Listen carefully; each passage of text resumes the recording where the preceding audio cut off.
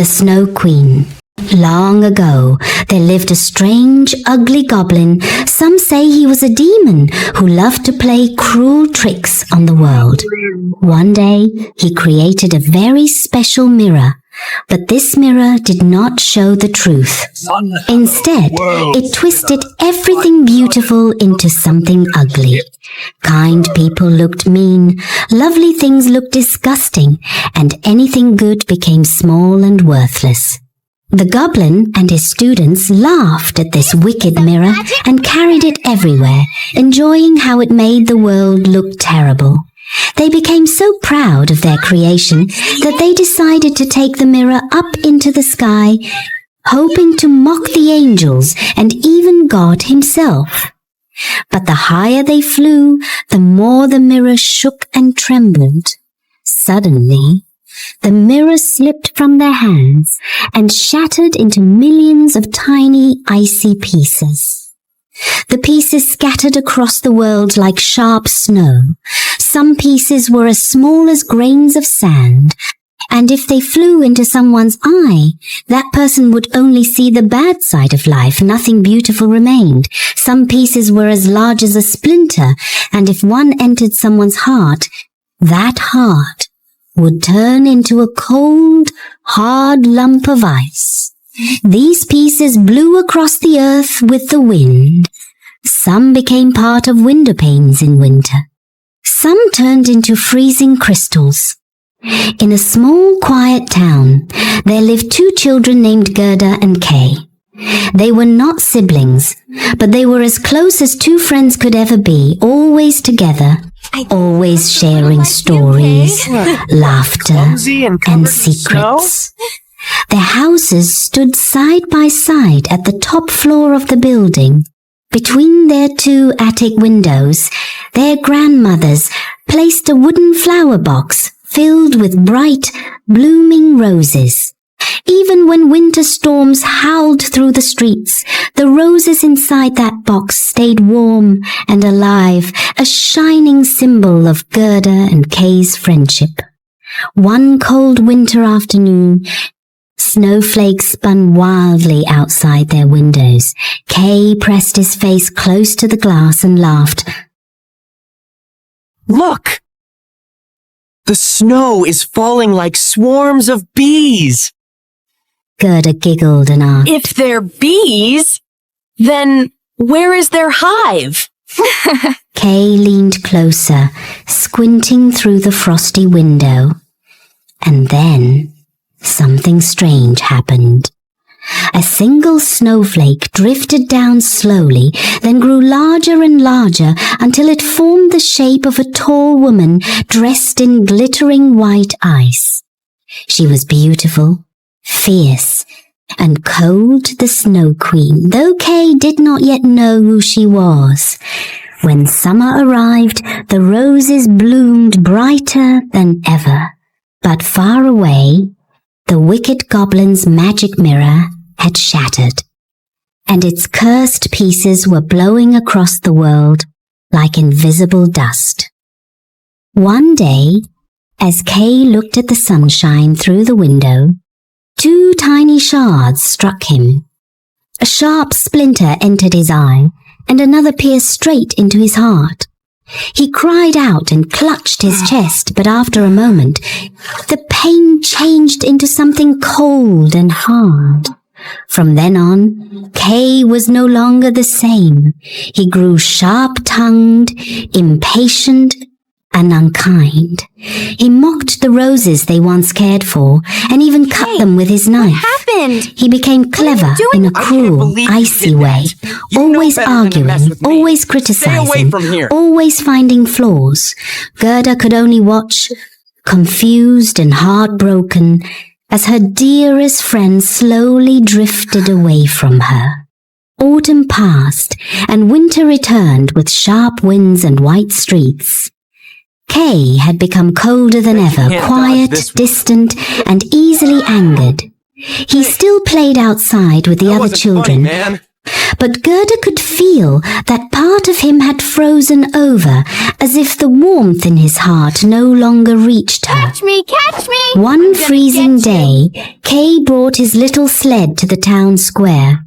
Children raced through the snow, their laughter echoing between the houses. Wanting to show off, Kay tied his sled to the back of a passing cart so he could glide quickly across the icy road. Gerda spotted him from the corner of the street. Kay! Be careful! Ah! I'm not a baby, Gerda! Snow whirled behind him as he sped away. Then, drifting silently through the square, came a large white sleigh shaped like a shimmering snowflake. Its horses were pale as the winter sky, and the driver was wrapped in a cloak of pure ice, tall, elegant, and impossibly still. Kay stared, mesmerized. The sleigh slowed beside him, and a voice cold but strangely gentle asked, Would you like to ride with me, boy? Kay recognized her immediately. She was the woman he had once seen forming from a snowflake, the Snow Queen. Instead of fear, excitement flashed through him. The icy shard in his heart shimmered as if awakening. Yes, Kay said softly. Kay left his sled behind and stepped toward the glittering sleigh. With a quiet, eager breath, he climbed up gently and settled beside the Snow Queen on the frozen seat. The sleigh rose smoothly from the ground. The town sank away beneath them, chimneys, rooftops, and lamplight shrinking into the swirling winter dusk. Kay stared in awe. This is amazing! The Snow Queen reached out and touched her fingertip to his forehead. A deep, numbing cold spread through him, not painful, but powerful. The wind no longer stung, fear no longer existed. Memories of warm rooms, blooming roses, and Gerda's gentle smile faded beneath a thin sheet of frost.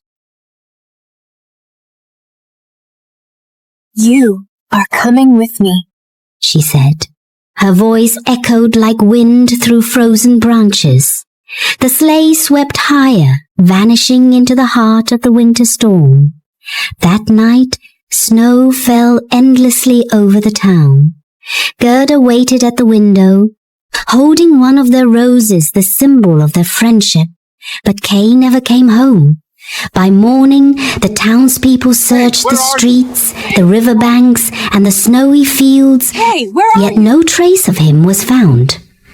Gerda stood quietly in the doorway, trembling. He wouldn't leave me.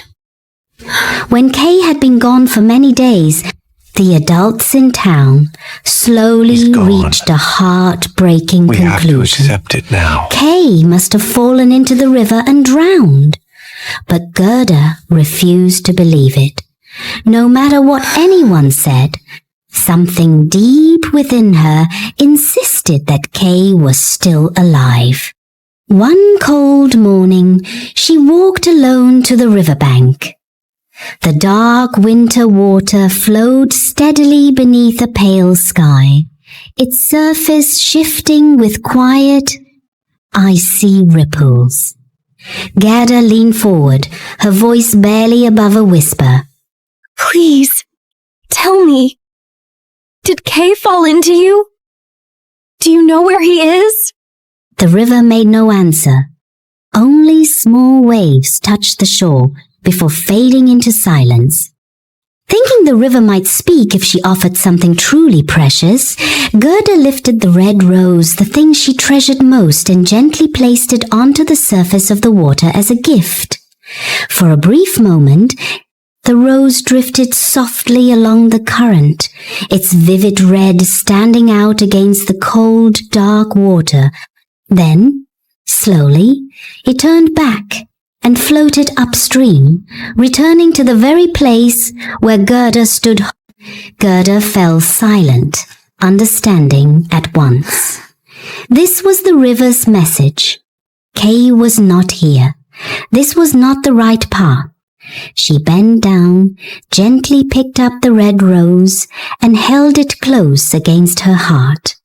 A quiet strength rose within her, small, yet radiant, like the warm glow of a single candle in the darkness. Her search for Kay was only beginning. No matter how far she had to travel or what dangers lay ahead, Gerda knew one truth. She would not stop until she found him. Gerda followed the riverbank until she found a small wooden boat tied to a post. When she stepped into it to rest, the rope loosened by accident and the boat drifted gently away. The river carried her quietly between tall reeds, under bridges, and past silent fields. After a long journey, the boat reached a little house covered from roof to ground in green vines and bright flowers.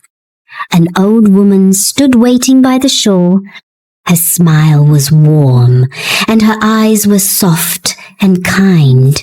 She helped Gerda out of the boat and brought her inside. The old woman was a harmless witch, not evil, but lonely. Lovely. When she heard Gerda speak of searching for a boy named Kay, she felt afraid that the child would leave her too soon. So she took a small magical comb and gently brushed Gerda's hair. A soft spell flowed through the touch, and slowly, Gerda forgot about Kay just for a while. To make sure no memory returned, the old woman removed every rose from her beautiful garden, because she knew the rose was the symbol of Gerda and Kay's friendship. The garden itself was magical. Though outside the world was deep in winter, inside this place lived all 4 seasons, yet always in their most beautiful spring form. Gerda spent her days playing among the flowers. She enjoyed their colors, their stories, and their gentle voices as they each told tiny tales. A red flower whispered the tale of a brave soldier who died far from home. 2 white flowers spoke of 2 sisters picking blossoms in a green valley. Pink one is perfect. A small blue blossom shared the simple story of a baby rocking in a cradle. But none of the stories were about Kay, because Gerda no longer remembered to ask. One afternoon, as Gerda wandered through the garden, she noticed something on the old woman's hat, a rose, painted in bright red. The sight struck her like a spark. Her memories rushed back all at once. Kay, the roses, the garden between their houses, his sudden disappearance. Gerda has remembered everything. The flowers around her grew quiet, as if embarrassed they had not helped her sooner. Finally, the hidden roses deep in the earth whispered softly, Kay is not buried. Kay is not dead. Gerda turned and ran toward the gate. But the old woman appeared in the doorway, lifting her hand gently. Child, wait! The world outside is cold and dangerous. Stay here. It is always spring. Gerda shook her head. I can't. Someone out there needs me. Gerda's heart was already awake and stronger than any spell. As she rode away, leaving the enchanted garden behind, she finally looked around. Her autumn winds swept across the fields. Leaves lay scattered along the path. She had been kept in the enchanted garden for far longer than she ever realized. Her journey to find Kay had to begin again, and this time nothing would stop her. After 2 long, exhausting days of rowing, Gerda finally set foot on land. This land was ruled by a very intelligent and kind princess who lived in a beautiful and magnificent castle. The castle stood proudly, shining with elegance and wealth. When Gerda reached the gate of the castle, she saw a crow sitting above it. The crow looked down at her and asked, Where are you going, little girl? I am looking for my friend. His name is Kay. Have you seen him? The crow thought for a moment and then spoke again. A clever boy, you say? You should know that our princess has just chosen a prince. She tested many young men and selected the smartest one. Hearing this, Gerda felt a sudden hope rise in her heart. Kay was clever, and she believed he could be the one chosen. The crow noticed her excitement and said that the new prince might indeed be the boy she was searching for. If your friend is truly clever, he could be the one chosen by the princess. Then please, let me see him. I must know. It then offered to guide her inside the castle to see him. That night, the crow led Gerda through the castle gates. They passed through the great hall and followed a long passage that led to the bedroom of the princess. Everything was quiet and still. When the door was opened, Gerda saw the princess and the prince sleeping. She stepped closer and asked softly, Kay, is that you? The prince and the princess woke up at once. They looked at the girl with surprise. As Gerda looked at the prince, she immediately knew that he was not Kay. Forgive me, Prince and Princess. I was mistaken. Gerda then told them about her long journey and her lost friend. The princess listened carefully and said, You are very brave to travel so far for a friend. Both the prince and the princess were deeply moved. They saw that Gerda was a brave girl who truly valued friendship. They ordered their servants to prepare several chests for her journey. Inside were food, clothes, a few gold coins, and helpers to travel with her. Gerda thanked the prince and the princess sincerely. Soon after, she left the castle and continued her journey, still searching for Kay. Her journey was not yet over. After leaving the castle, Gerda continued her journey. Soon, the road led her into a deep forest, where tall trees stood close together and winter seemed to last forever. Suddenly, the carriage was surrounded by robbers who jumped out from behind the trees. There was confusion and fear. The servants were forced away, and the carriage was taken. Gerda herself was captured and brought into the forest. The robbers took her to their camp, hidden deep among the snowy trees. There lived an old robber woman who looked fierce and frightening. She wanted to get rid of the little girl, but her daughter, the robber girl, stopped her. I like her. She will stay with me. So Gerda was kept in the robbers' camp in the middle of the winter forest. Snow covered the ground, and the nights were long and cold. In the camp, the robber girl owned many strange animals. She had white doves and sparrows, which fluttered above her bed. She also kept a reindeer from the far north, tied nearby so it could not escape. One night, as Gerda sat quietly, she spoke to the robber girl and told her about Kay and her long journey. You are not afraid? Why do you travel so far?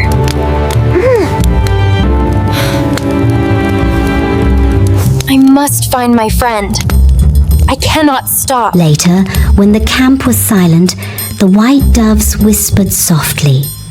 We have flown far north. We saw a boy traveling in a sled with the Snow Queen. Gerda listened closely, her heart beating fast. The reindeer lifted its head and spoke as well. I know those lands. The Snow Queen has a palace near the North Pole, where snow and ice never end.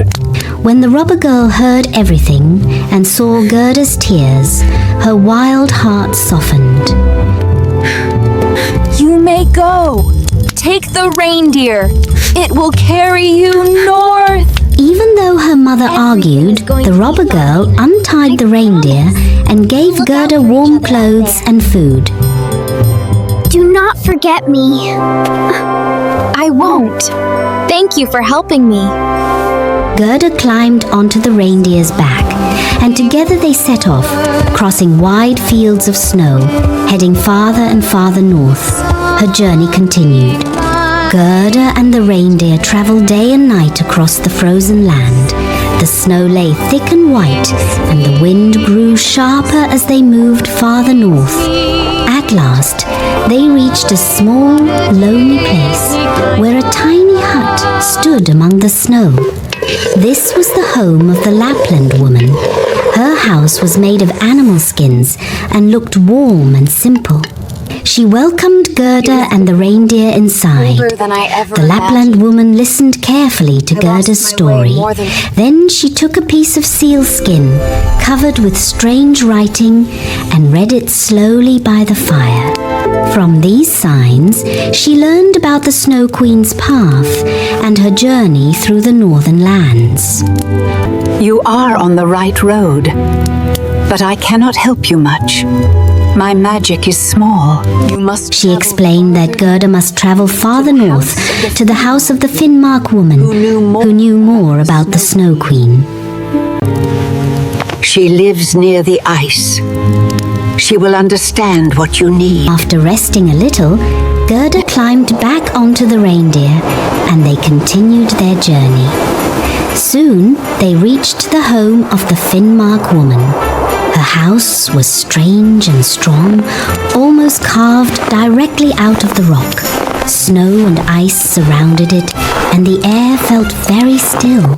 The Finnmark woman welcomed them calmly. She already knew much about the Snow Queen, the magic mirror, and the cold power it held. The reindeer stepped forward and spoke with concern. Please, give the girl strong magic so she can reach the Snow Queen and save her friend. The Finnmark woman shook her head gently. I cannot give her greater magic. She does not need it. She looked at Gerda with warm eyes. Your strength is already with you.